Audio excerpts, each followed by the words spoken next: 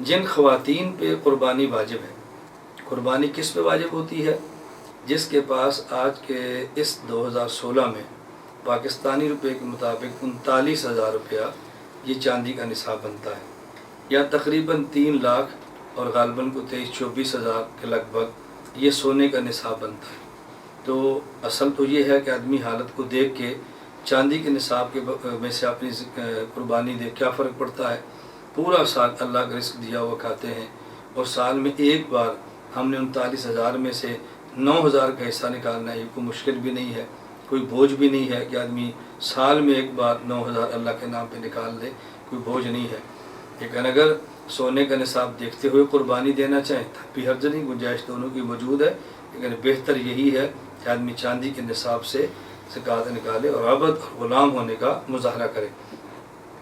جن پر یہ چاندی زکوٰۃ دینا واجب ہے عورت پر، میں مرد کی بات نہیں کرتا، اس لیے کہ بہت ساری خواتین کا ذہن یہ ہے کہ جب گھر میں مرد نے قربانی کر لی تو ہماری طرف سے ہوگی، حالانکہ یہ بات 100% غلط ہے۔ مرد کا الگ نصاب ہے، عورت کا اپنا الگ نصاب ہے۔ حتیٰ کہ اگر گھر میں کوئی بیٹی یا بیٹا بالغ اور جوان ہے اور اس کے پاس اتنے پیسے موجود ہیں تو اس پر بھی قربانی واجب ہے۔ یہ میں اس لیے کہتا ہوں، ہمارے ہاں بعض بیٹیاں ہیں کہ جن کے پاس زیور ہوتا ہے، شادی نہیں ہوتی لیکن ماں باپ نے ان کو انگوٹھی، یہ کوئی نہ کوئی چین ایسا دیا ہوتا ہے کہ جس کے ذریعے اس بیٹی پر قربانی واجب ہوتی ہے، اور قربانی وہ نہیں دیتی۔ قربانی کرنی چاہیے، جس کے پاس 39,000 روپیہ موجود ہے وہ قربانی کرے۔ اسی طرح ہمارے ہاں خواتین ہیں، ان کے پاس پیسہ زیور ہوتا ہے، قربانی کر سکتی ہیں لیکن نہیں کرتی، وہ شوہر کی قربانی کافی سمجھتی ہیں۔